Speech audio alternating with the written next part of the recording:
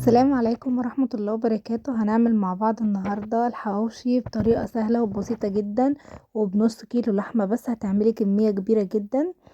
زي ما انتم شايفين كده الساندوتش مليان وطعمه كان روعة. تعالوا بقى معايا اعرفكم المقادير بالتفصيل وطريقة التحضير. طريقته سهلة جدا والعجينة بسيطة جدا، وتقدري كمان تعمليها على البوتاجاز لو حابة. معايا هنا الدقيق، حطينا عليه شوية من الملح، مش هنحط حاجة تانية خالص، شوية من الملح والخميرة، ونبدأ نعجن. اهم حاجة الخميرة تكون معلقة او معلقة ونص، عشان احنا الجو ساقعة، والمية اللي تعجني بيها تكون مية دافية. ونبدأ نعجن كويس كده لغاية ما العجينة تتماسك معانا.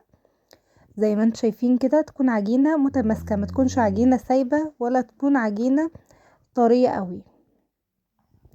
زي ما انتم شايفين كده هنسيبها بقى لغاية ما يتضاعف حجمها. نبدأ نجهز بقى الحشوة بتاعتنا على ما العجينة تخمر معانا. معانا هنا مية مغلية، ومعانا هنا برغل حوالي 150 جرام برغل. ومعايا هنا بقى على ما البرغل بتاعنا يبوش كده في المية ويتضاعف حجمه. زي ما انتم شايفين معايا هنا انا فرمت بصلاية وفصين من الثوم وقرنين من الفلفل حامي وبارد، وحطيت عليهم شوية من الدقة الحمراء، وضربتهم في الخلاط كويس جدا مع البرغل. وبعدين ضفت عليهم نص كيلو من اللحمة المفرومة. وبعد كده هخلطهم مع بعض كويس. ومعايا هنا دهنة، اي دهنة سواء دهنة ضاني او دهنة من العادية، ولو مش متوفرة ممكن تحطي معلقة من السمنة او معلقة من الزبدة، عشان تخلي الطعم معانا غني اكتر. هنعجنهم كويس جدا جدا جدا مع بعض كده زي ما انتم شايفين. وبعد كده هنضيف لها البهارات بتاعتنا بقى، اللي هي فلفل اسمر وكمون، 7 بهارات. اي بهارات متوفرة عندك ممكن تضيفيها. زي ما انتم شايفين كده العجينة بتاعتنا تضاعف حجمها. هبدأ ان انا اكورها كور على قد الرغيف اللي انا عايزاه.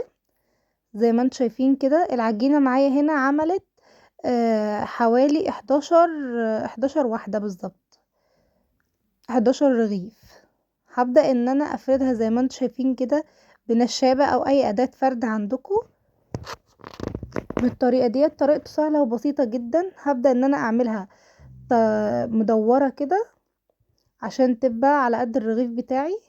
زي ما انتم شايفين السمك بتاعها متوسط.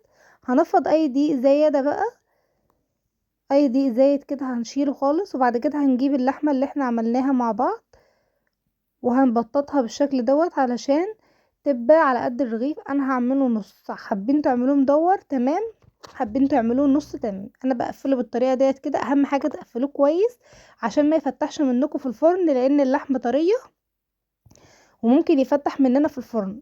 التقفيله اهم حاجه علشان ال- اللحمه ما تطلعش منه، عشان السوائل اللي جوه اللحمه ما تخرش من الرغيف من بره.